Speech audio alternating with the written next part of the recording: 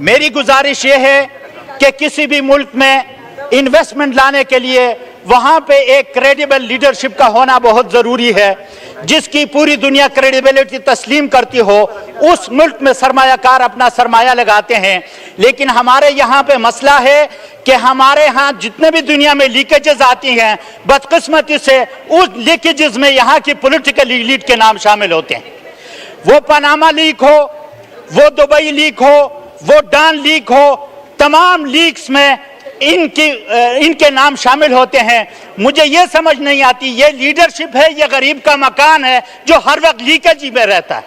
और हमारे prime minister साहब जी जनाब गए वर्ल्ड इकोनॉमिक फोरम में, वर्ल्ड इकोनॉमिक फोरम में जाके वो इन्वेस्टमेंट लाने की बात करते हैं, लेकिन उनको बताते क्या है कि our power sector is in shamble. So Prime Minister Saab, not only the power sector is in shambles, economy is also in shambles, the governance system is also in shambles, each and everything is shambles. और वहाँ पे जाके Prime Minister कहते हैं कि I want to be honest. Why don't you want to be honest with this nation? इस कौम को आप क्यों नहीं बताते हक़ाइक़ क्या है? यहाँ पे आके आप बोलते झूठ हैं। वर्ल्ड इकोनॉमिक फोरम में जाके उन लोगों के कहते हैं कि I want to be honest. You can't be honest, क्योंकि जहां पे भी उसकी बात आती है, मनी लॉन्ड्रिंग की बात आती है, पैसा मुल्क से बाहर ले जाने की बात आती है, तो आपका नाम आ जाता है, आपके खानदान का नाम आ जाता है। तो आपकी क्रेडिबिलिटी और आपकी ऑनेस्टी पे कौन यकीन करेगा? तो जनाब वाला, मेरी गुजारिश ये है कि जिस तरह सब इस बात को कन्फेस करते हैं, एक साबिक वजीर दाखिला ऑन रिकॉर्ड ये बात कहते हैं कि जनाब वाला हमने पीडीएम रजीम चेंज इसलिए की, पीडीएम ने, ताकि हम अपने केसेस खत्म कर सकें। और ये बात मर्द कलंदर ने 3 साल पहले कही थी कि मेरी हुकूमत खत्म करने के बाद ये कौम की कोई भलाई नहीं करेंगे, ये सिर्फ अपने केसेस खत्म करेंगे। वो कहते हैं ना फारसी में, दरवेश हर ची गोयत दीदा गोयत। खान ने 3 साल पहले कहा था, आज आपके साबिक वजीर दाखिला ये इकरार कर रहे हैं कि हमने केसेस खत्म करने के लिए रजीम चेंज किया था। जनाबे वाला, रजीम चेंज इसलिए किया गया कि अपने केसेस खत्म किए जाएं, वरना मुस्लिम लीग नून के एक लीडर, एक साबिक वजीर आज ये कहने पे मजबूर हैं कि इमरान खान के खिलाफ क्यों साजिश की गई, जबकि इकोनॉमी 6% की ग्रोथ कर रही थी। मेरिटोक्रेसी की बात कर रहा था इमरान खान, उसको इसकी सजा दी गई। तो आज पाकिस्तान जिन क्राइसिस में है जनाब स्पीकर, खुदा न करे कि स्टेट की सिक्योरिटी ही डाइल्यूट हो जाए। तो मेरी गुजारिश आपसे यह है कि ये मसाइल की बात तो हर कोई करता है कि पाकिस्तान की इकोनॉमी मेल्टडाउन होने जा रही है, पाकिस्तान में गवर्नेंस सिस्टम खत्म हो चुका है, पाकिस्तान में डेमोक्रेसी का बेड़ा गर्क हो चुका है।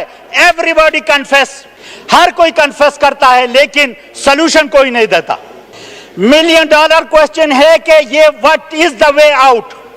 इसका सिर्फ एक सोल्यूशन है सर, इस मसले का एक हल है, और वो हल ये है कि ये पीडीएम वाले सारे इकट्ठे हो जाएं और मर्द कलंदर कैदी नंबर 804 से जाके माफी मांगे।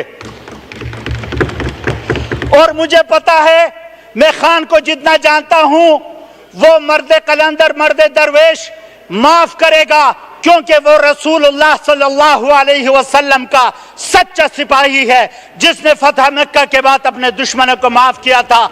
मैं आपको यकीन दिलाता हूं, ये जाके उससे माफी मांगे, उससे कहें कि साईं सानू माफ कर दे, अच्छी तेरे पैरी पहने आ जाओ, वजीर आजम की कुर्सी संभालो।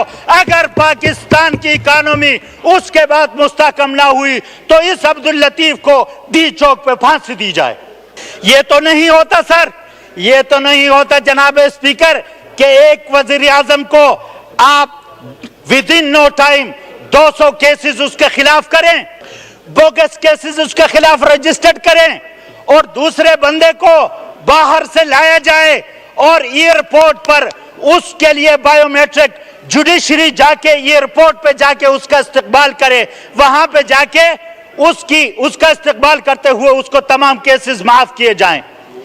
इन हालात में जो लोग ये समझते हैं कि इस मुल्क में फॉरेन डायरेक्ट इन्वेस्टमेंट आएगी, वो अहमकों की जन्नत में रहते हैं। जनाब स्पीकर, पहले इस निजाम की क्रेडिबिलिटी को एस्टेब्लिश करना होगा, और निजाम की क्रेडिबिलिटी लीडरशिप की क्रेडिबिलिटी से लिंक्ड होती है। जब डिस्क्रेडिट लोग लीडरशिप लेवल पे आएंगे, उनकी क्रेडिबिलिटी इंटरनेशनली अगर जीरो हो तो वो कौम की क्या रहनुमाई करेंगे और बाहर की दुनिया उन पर एतबार कैसे करे।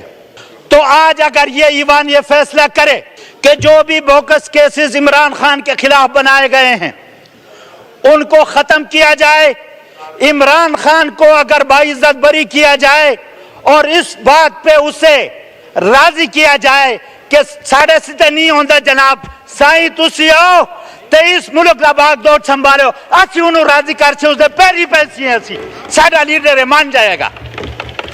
इसके बगैर इस मसले को कोई, मेरे मोहतरम स्पीकर साहब, कोई हल नहीं है। आज पाकिस्तान के हालात पे सब कहते हैं कि हमें रोना आता है। रोने धोने से कुछ नहीं होता, रोने धोने से कुछ नहीं होता। प्रैक्टिकल स्टेप्स उठाने पड़ेंगे। यहाँ पे डेमोक्रेसी के नाम पर डेमोक्रेसी का गला घोटा जा रहा है। हमारी 180 सीटें छीनकर आप हमारे साथ किस डेमोक्रेसी की बात करते हैं, मुझे आप ये बताएं। कौम वोट दे तहरीक इंसाफ को और इक़्तिदार किसी और के हवाले किया जाए। इंटरनेशनली हमारा क्या इमेज जा रहा है। आजकल वो दुनिया नहीं है कि पाकिस्तान में जो कुछ भी हो रहा हो दुनिया को पता ना हो। हमसे पहले दुनिया को पता चल जाता है कि पाकिस्तान में क्या हो रहा है। तो जनाब स्पीकर, हम सिर्फ रोने धोने से इन मसाइल का हल नहीं निकाल सकते। बात करते हैं जी डिबेट होनी चाहिए, किसके साथ हम डिबेट करें? हम किसके साथ डिबेट करें, किसके साथ डायलॉग करें? फॉर्म 47 लेकर एक बंदा आके इक़्तिदार पे काबिज हो जाता है और हमें कहा जाता है कि आप मुज़ाकरात करें। क्या ये मुज़ाकरात हो सकते हैं? उनके कायदीन को तो क्लीन चिट दी जाए, उनके दरवाजे पे अदलिया को लाया जाए, एयरपोर्ट तक अदलिया को ले जाया जाए, और मेरे कायद को हाई कोर्ट से अगवा करके, हाई कोर्ट में भी मेरा कायद महफूज नहीं था। मुझे ये बताएं कि इस मुल्क में इंसाफ का निजाम है तो किधर है? तो आज जनाब स्पीकर, पाकिस्तान की हालत वो है, वो किसी शायर ने कहा था कि इंची शोराश्तार दौरे कमर मी बीनम, इंची शोराश्तार दौरे कमर मी बीनम, हमा वफाक पुर अज फितना व शर्मी बीनम, अस्पे तोजी शुदा मजरूह बजेरे पौला, तौक़े ज़र्रीन दर गर्दन खर मी बीनम।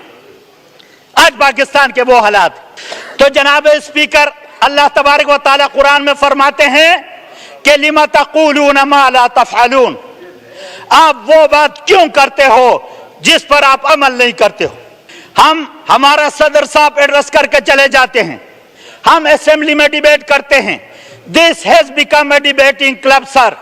इसको डिबेटिंग क्लब नहीं बनाना चाहिए, इस ईवान को एम्पावर होना चाहिए और पॉलिसी मेकिंग, हमें बाहर से डिक्टेशन लेने की कोई जरूरत नहीं है। अवाम ने अगर मुंतखब किया है इस ईवान को, इस ईवान के जरिए अगर पॉलिसीज बनेंगी तो वो पाकिस्तान को आगे ले जाएंगी, वरना यूं ही हम अंधेरों में तीर चलाते रहेंगे। और हमें ये जो लोग सबक दे रहे हैं डेमोक्रेसी का, तो डेमोक्रेसी में सबसे बुनियादी चीज फ्री एंड फेयर इलेक्शन, हमें शर्म आनी चाहिए। सन 47 को हम भी आजाद हुए, इंडिया भी हुआ। इंडिया 1.5 अरब इंसानों का मुल्क, वहां पे इलेक्शन हुआ, किसी ने ये नहीं कहा कि मेरी सीट छीनी गई, वोट मुझे मिला था, किसी और को दिया गया। लेकिन हम सन 71 के इलेक्शन याद करके, हम उस वक्त पैदा भी नहीं हुए थे, इलेक्शन हुए। जब हम पैदा हुए, जब से मैं पैदा हुआ हूं, मैंने कभी इस पाकिस्तान में जब से होश संभाला है, कभी हमने ऐसा नहीं देखा वाइंड अप करें इलेक्शन पे एतराज ना किया।